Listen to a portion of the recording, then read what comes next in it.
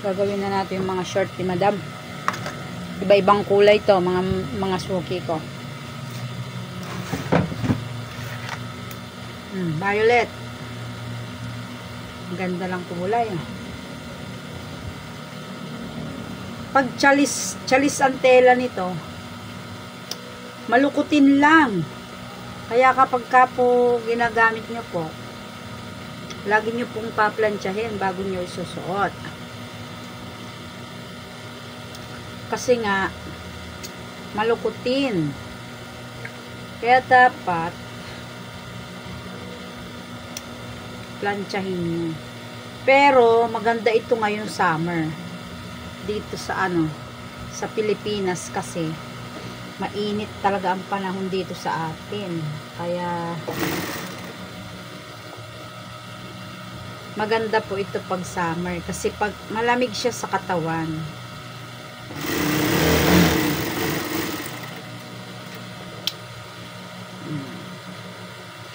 Pagka na niyang ganyan, malamig siya sa katawan.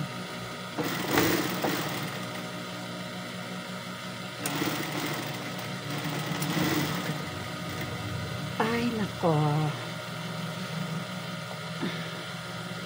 Maganda yung mga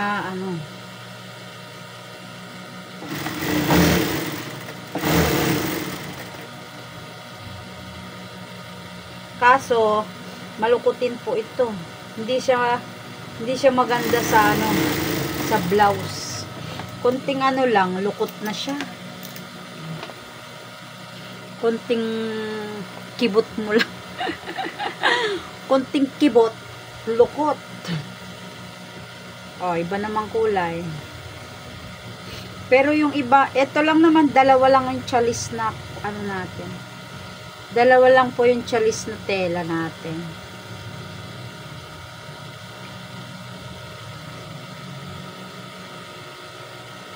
Maganda ito pang duster. Kaso wala akong pattern ng duster pa. Wala pa akong pattern ng duster. Kaya hindi pa po ako gumawa at baka umorder na kayo ay wala pa akong pattern.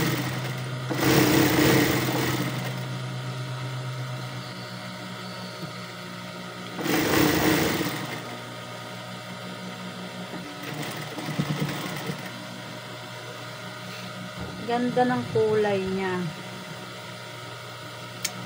Nalugi nga ako dun sa isang neto, yung polka dots.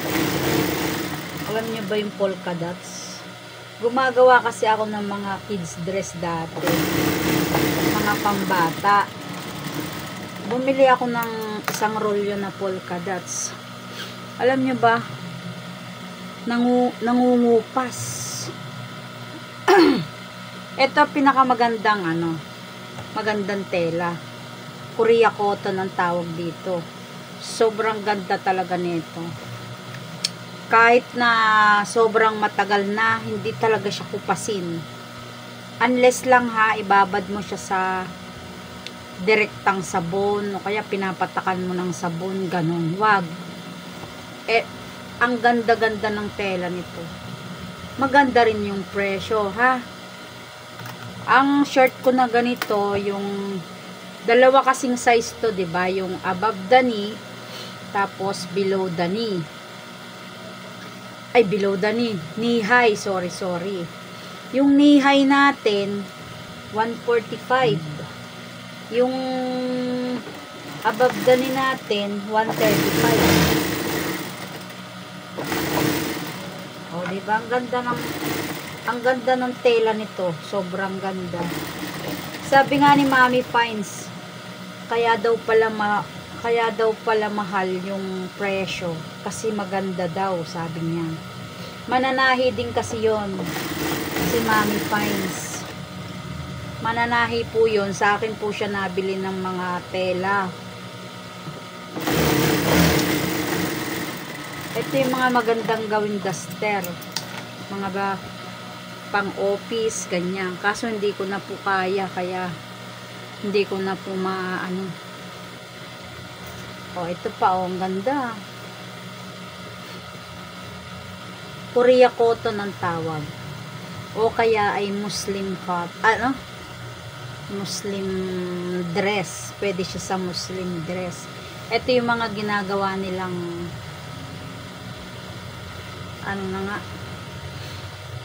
mahabang damit. Ganyan. Kasi ito, hindi siya mainit sa katawan. Kaya lang, wala akong masyadong maraming tela nito. Kaya po maliliit lang, maiiksi lang, mga tira-tira lang to. Kaya ginawa ko lang mga shorts. Para hindi lang sayang. O, diba?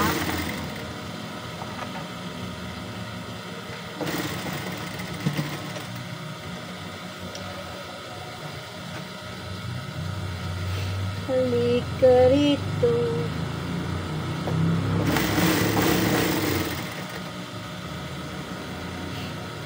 Yakapin. Oh, diba? Ang ganda ng tela ng mga ito. Pag hinawakan mo, talagang magandang klase siya, guys.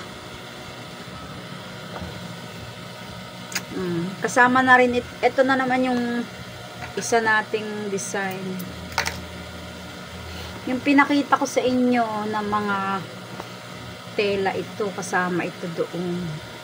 So, gumawa po ako, tigi isang size, tigi isang kulay, para at least may pagpilian si Mami Imelda.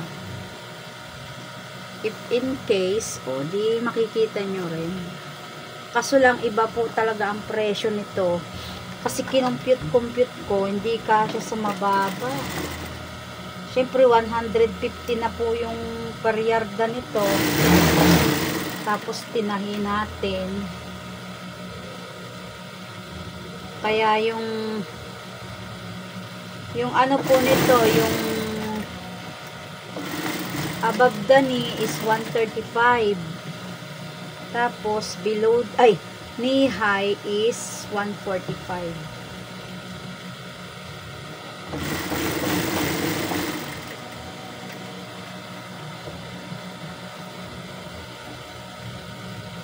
Ikaw nasa ang nakasama. Diba? Tapos i-edging natin to.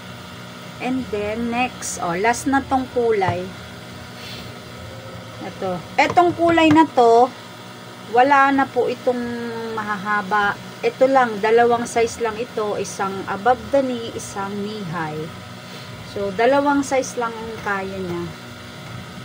Pero yung nauna, yung navy blue, meron pa yun. Meron pwedeng pang pajama yon. Tapos pwedeng pang may kulay black pa nga ito eh. Kaso lang yung ginawa kong dress ko dati, natandaan nyo yun. Hindi ko lang siya mahanap kung nasaan siya ngayon. Ito, available pa yung short nito. Kaso lang, wala na siyang pajama, ha? Para wala akong kagaya. May pajama kasi ako nito eh. Pero iba ang tela nito talaga kumpara sa Canadian. Ang Canadian kasi iba din. Makapal naman yun na. Ito, magandang klase lang talaga to. Kaya iba talaga ang presyo. Okay. So, i-update ko kayo bukas pag nagawa ko na lahat to. Okay?